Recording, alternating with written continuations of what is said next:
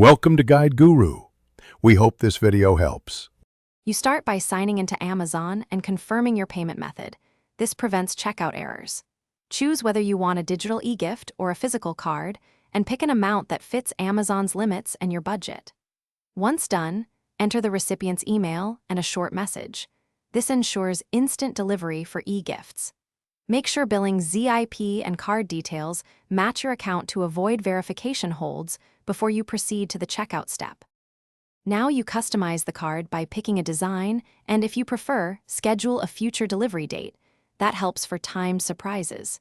Next, carefully review the order summary so the amount, recipient address, and payment source are correct. If you have promotional codes or gift card balance, apply them here to reduce cost. After confirming everything, authorize the payment and place the order. Amazon will process and either send the e-gift instantly or ship the physical card. Finally, verify delivery by checking your order confirmation and the recipient's e-gift notification. This confirms successful transmission.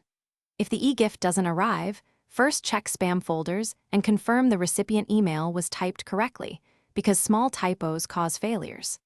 If the order still shows pending or failed, use the order ID to contact Amazon support for a resend or refund.